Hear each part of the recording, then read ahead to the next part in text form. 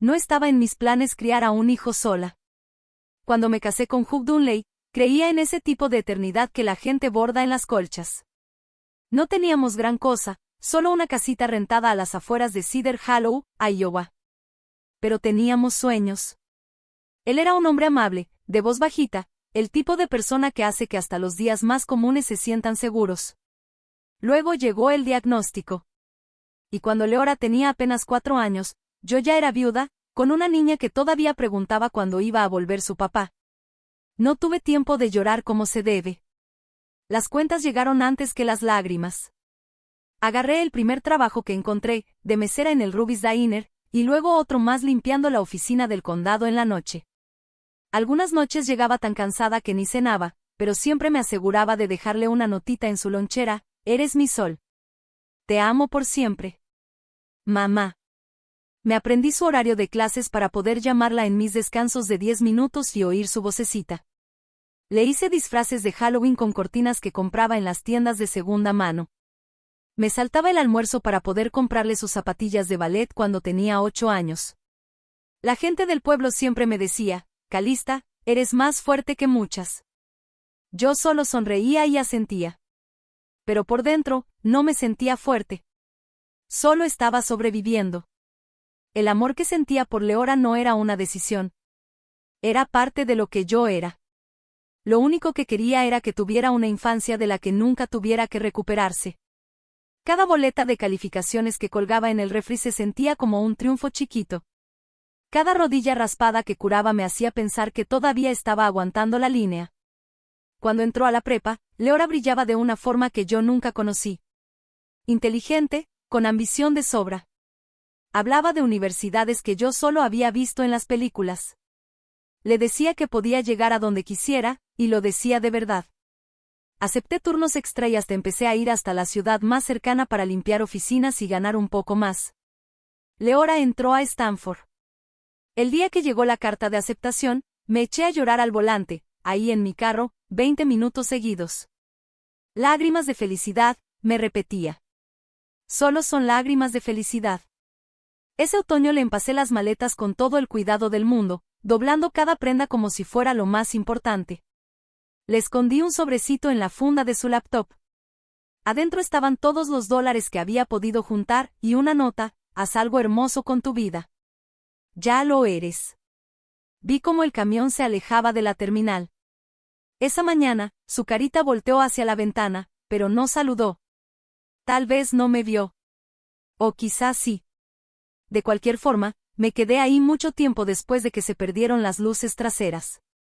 No lo sabía en ese momento, pero esa sería la última vez que ella realmente voltearía hacia atrás.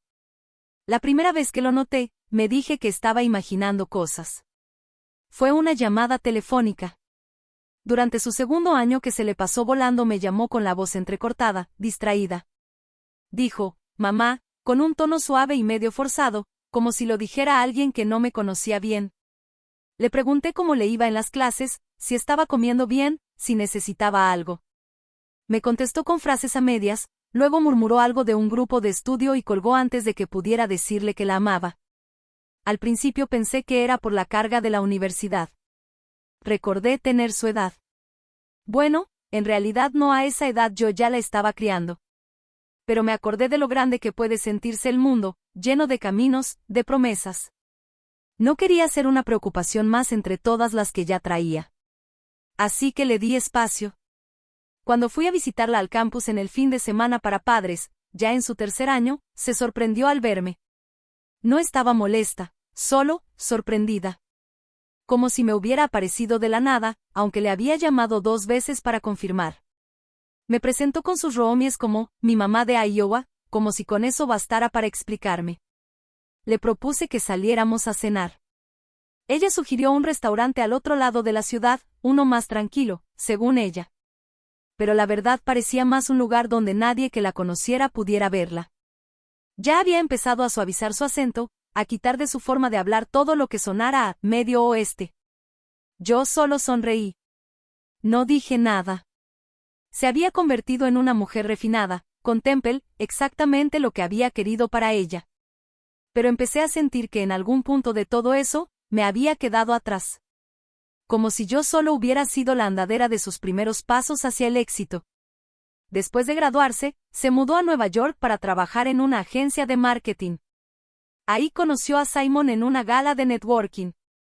Él venía de familia con dinero. Su papá manejaba una firma de capital privado. Su mamá estaba en 3 juntas de asociaciones sin fines de lucro. Leora me llamó para decirme que se habían comprometido.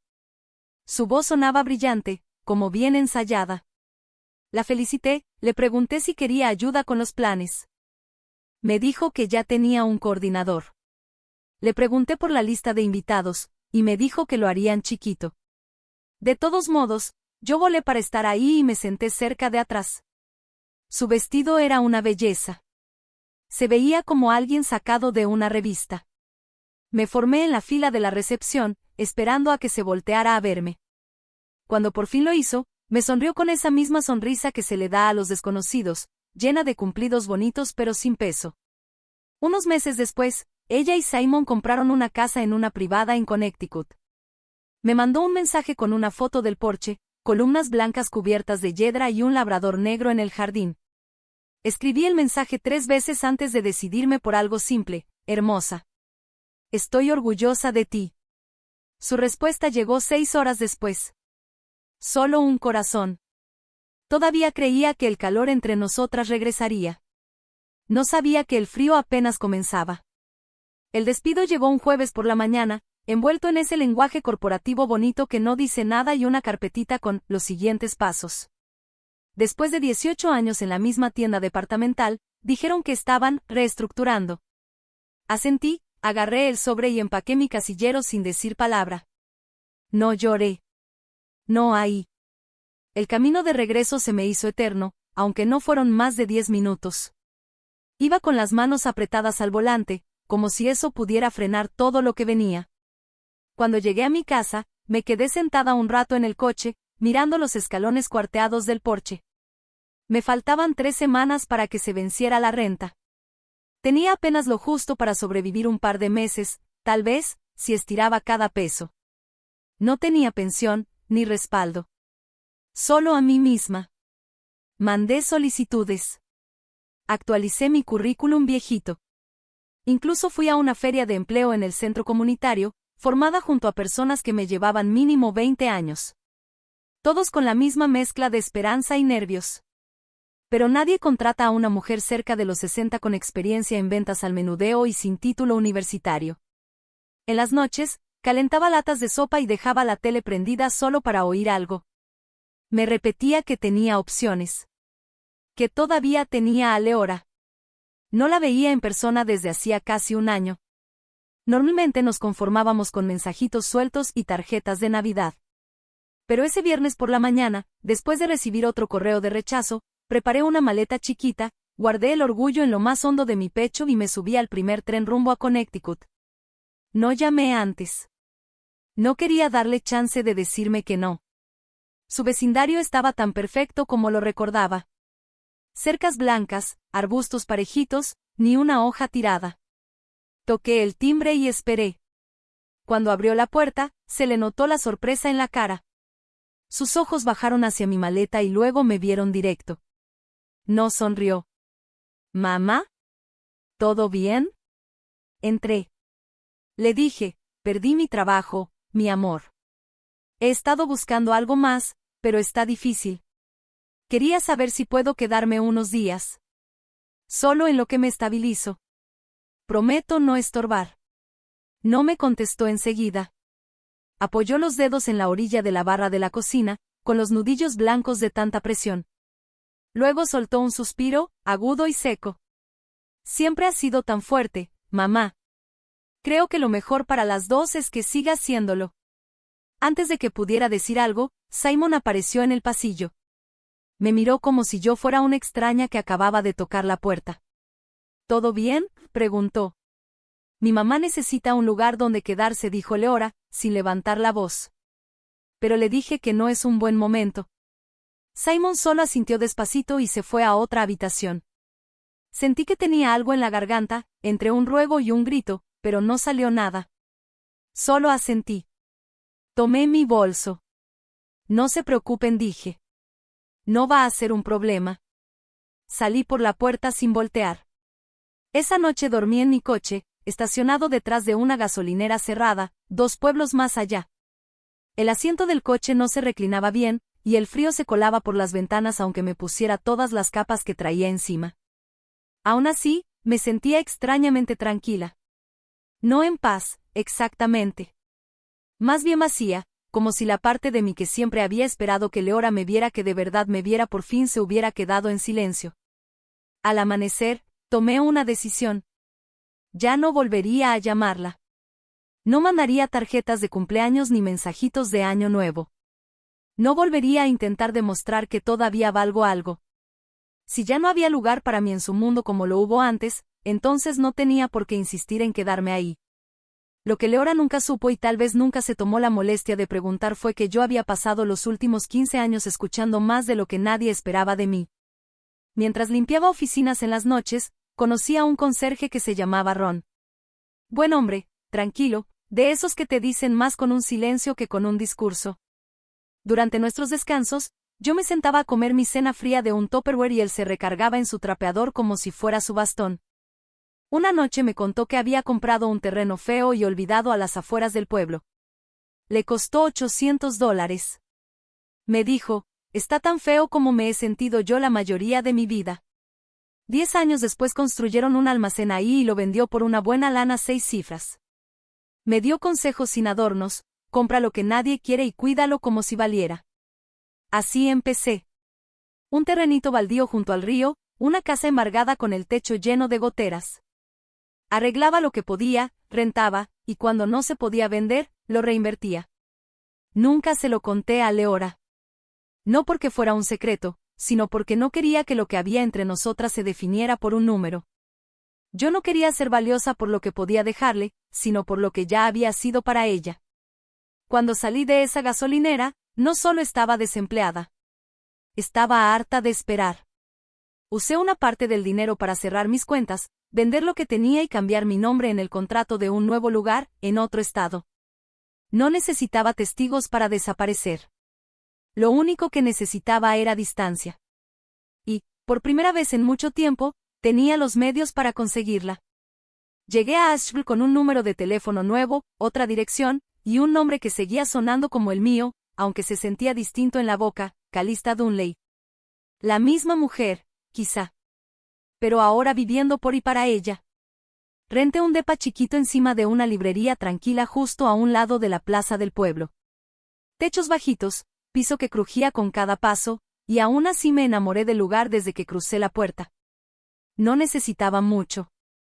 Había vivido con menos por años.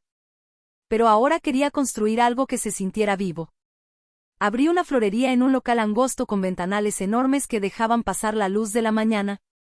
Le puse hilo azul, por esas florecitas silvestres que crecían detrás de nuestra casa en Cedar Hollow. Las que Leora me recogía cuando tenía 5 años, amarradas con una liguita, y que ella llamaba con orgullo, mi ramo de señora. Al principio los clientes llegaron despacito, pero luego comenzaron a venir con más frecuencia. Me aprendí cumpleaños, aniversarios, hasta divorcios, cualquier momento que alguien necesitara marcar con algo suave y lleno de vida. La florería me dio rutina, sí, pero fue el refugio para mujeres que estaba al final de la calle lo que me dio un verdadero propósito. Al principio solo dejaba los ramos que me sobraban.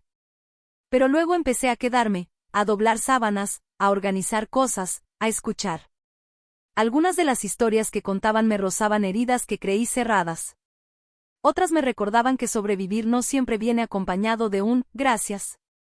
Una mañana, llegó un periodista al refugio preguntando por donaciones anónimas.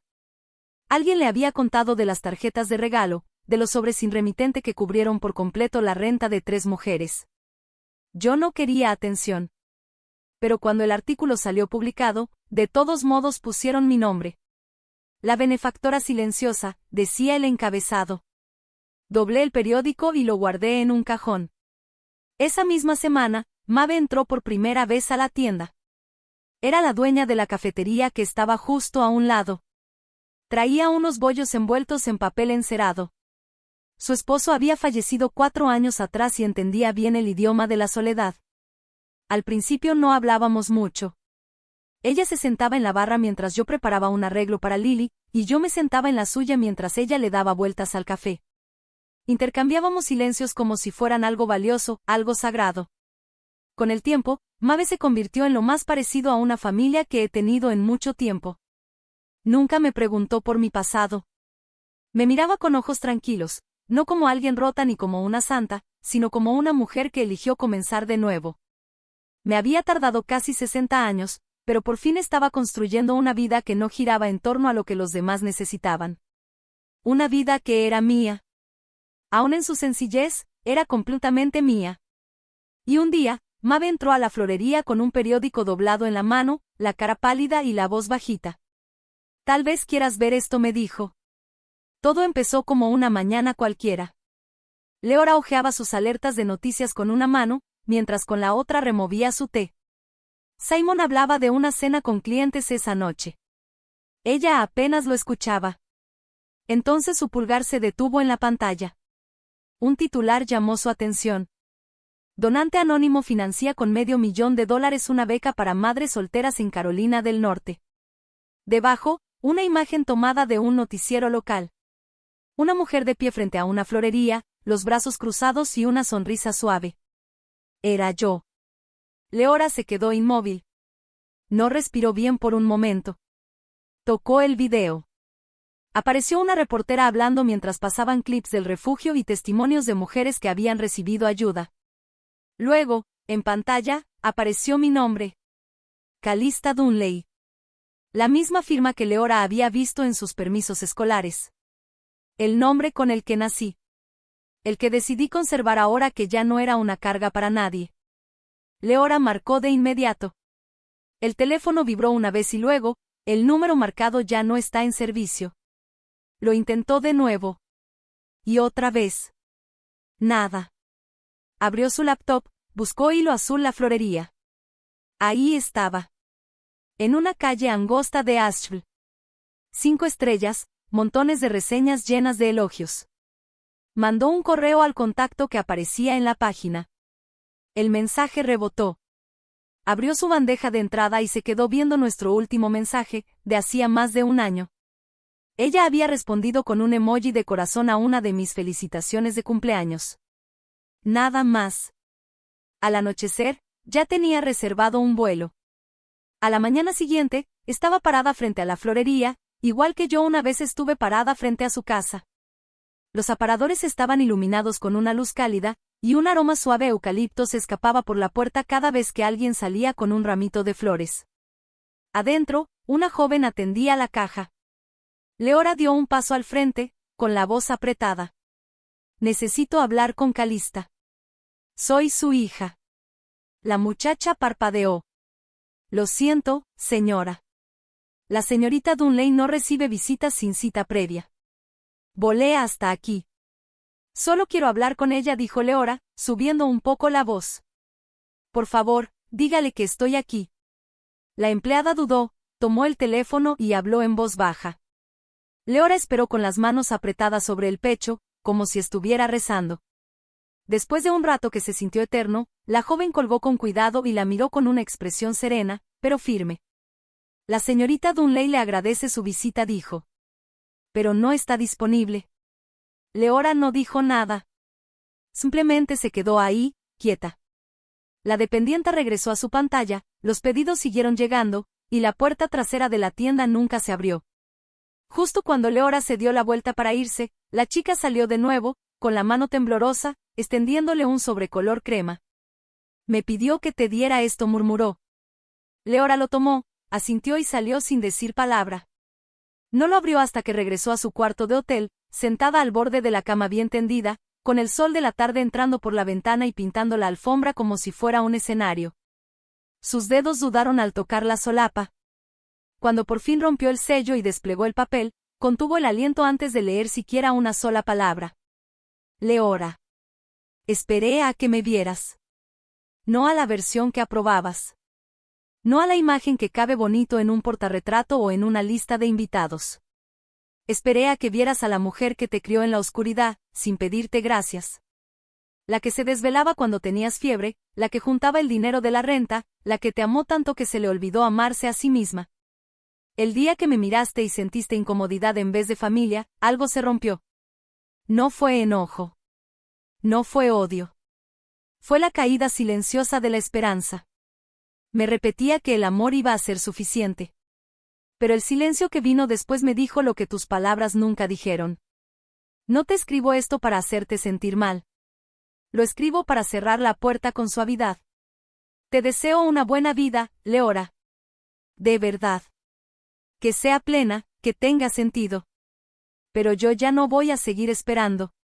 Encontré paz en lugares donde me ven por quien soy, no por quien se espera que sea. Cuídate mucho. Mamá. Leora leyó la carta 2 veces. Y luego una tercera. Para entonces, ya le temblaban las manos. Apretó el papel contra el pecho y lloró en silencio, encorvada, con ese tipo de llanto que no pide permiso. ChatGPT Said. Tomó su celular y le marcó a Simon. Se fue directo al buzón de voz. No dejó mensaje. La luz del cuarto se fue apagando sola con la llegada de la noche. No prendió las lámparas. Se quedó sentada en la oscuridad, con las palabras de su mamá rebotando todavía en el aire. La presencia de ella alguna vez la había llenado. Ahora solo quedaba el eco. Cuando por fin se quedó dormida, el sueño fue ligero, quebrado, como si tuviera que ganárselo minuto a minuto. A la mañana siguiente, dobló la carta con cuidado, la metió de nuevo en el sobre, y luego en su bolso. No sabía bien a dónde ir, pero sentía que eso todavía no era el final. Unos días después, me llegó un correo electrónico de un grupo de liderazgo femenino en Asheville. Habían leído lo de las donaciones al refugio. Habían oído hablar de la florista discreta que nunca daba entrevistas ni se colgaba medallas. Me preguntaron si me animaba a dar una charla. Estuve a punto de decir que no, pero Maeve me convenció. A veces no hablas por ti. Hablas por la mujer sentada hasta atrás, la que sigue esperando permiso. La sala era chica, sin cámaras al principio, solo unas cuantas sillas plegables, luz bajita y pura gente cansada de fingir que no estaba cansada. Me paré frente al podio, con las manos firmes y el corazón en calma, más tranquila de lo que pensé. Les hablé del silencio. No solo del que se siente cuando nadie llama. También del que se mete en el cuerpo cuando te empiezas a volver invisible para alguien a quien le diste de comer, que vestiste, que protegiste. Les hablé del amor que entrega sin pedir nada. Y del momento en que, por fin, una dice, ya basta. No mencioné el dinero. Ni los terrenos, ni las becas, ni los artículos de periódico. Hablé de algo más valiente. La decisión de alejarte de alguien que amas cuando, una y otra vez, te ha demostrado que ya no te ve. Un voluntario grabó el discurso. El video se subió en silencio, y poco a poco empezó a circular. Una noche, Maeve llegó con su tableta y me enseñó el número de vistas. Cientos de miles. Apagué la pantalla sin decir nada. Leora también lo vio. Sola. Su laptop estaba sobre la barra de mármol de esa cocina que yo nunca conocí. Tenía entre las manos una taza de té frío que ya se le había olvidado tomar. No despegó la vista del video ni una sola vez. Ni cuando dije, hija. Ni cuando se me hizo un nudo entre frase y frase. Ni cuando la voz se me quebró un poquito al final. Esa misma noche me mandó un mensaje. Solo una línea. Lo siento. Ya te veo. Lo leí en cuanto llegó. Lo dejé reposar, lo sentí. Pero no respondí. No porque tuviera algo cruel que decir. Simplemente ya no había nada que decir. Solo silencio. De esos que no castigan, solo descansan. Y en algún lugar, me la imaginé regresando a su cocina impecable, dejando el celular sobre la encimera. Y dándose cuenta de que no se iba a prender.